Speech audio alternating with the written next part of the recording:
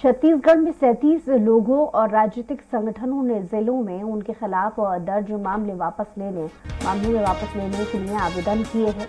इसमें से 21 राजनीतिक प्रकरणों की वापसी के लिए मंत्रिमंडलीय उप समिति ने अनुशंसा की है। समिति की गृह मंत्री ताम्रध्वज साहू की अध्यक्षता में बैठक हुई।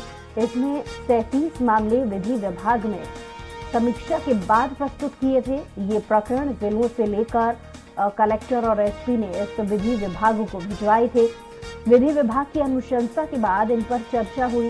इसमें से 16 मामलों को समिति ने ही वापसी के योग्य नहीं माना गया है। हालांकि वापसी का अंतिम निर्णय कैबिनेट की बैठक में ही होगा। वहां इन मामलों को समिति की अनुशंसा के साथ भेजा जाएगा।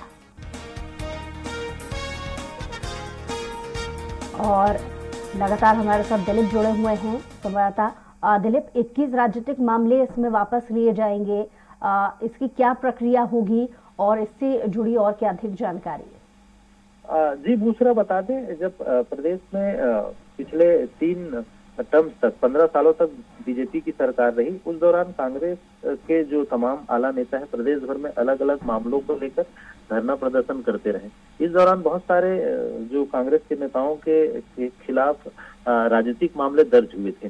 तो वैसे बहुत सारे राजनीतिक प्रकरण को खत्म करने के लिए सरकार ने एक समिति बनाई हुई है। यहाँ पर गृह मंत्री ताम्रध्वज साहू की अध्यक्षता में मंत्रिमंडलीय उप समिति बनाई गई है। और इस उप समिति में जो महिला एवं बाल विकास के मंत्री है अनिला भेड़िया, इसके अलावा नगरीय विकास विभाग के मंत्री डॉक्टर शिव कुमार डहरिया और ये शामिल है। और इस उप मंत्रिमंडलीय जो समिति है वो ऐसे तमाम प्रकरणों की समीक्षा कर रहे हैं जिसको राजनीतिक प्रकरण माना गया है, जिसको वापसी योग्य है। इसके लिए पहला कदम ये उठाना रहता है, जिनके खिलाफ प्रकरण दर्ज है वो अपने संबंधित जगह पर कलेक्टर को आवेदन करते हैं और कलेक्टर फिर एसपी से बात करके राय लेते हैं। और इसके बाद शासन को भेजा जाता है कि और फिर विधि विभाग के अभिमत के बाद इसे मंत्रिमंडलीय उप समिति में चर्चा के लिए लाई जाती है।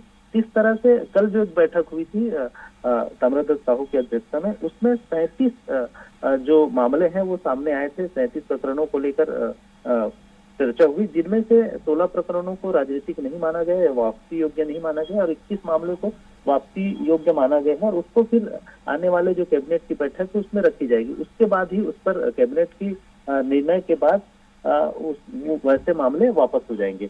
और इसके अलावा और बहुत सारे जो प्रकरण हैं उसको लेकर भी अलग अलग राजनीतिक जो नेता हैं वो उन ऐसे मामलों को वो कलेक्टर को आवेदन दे सकते हैं। उस पर लगातार जो उप समिति है वो ऐसे मामलों की बीच में जांच करेंगे और उसको लेकर समीक्षा की जाएगी।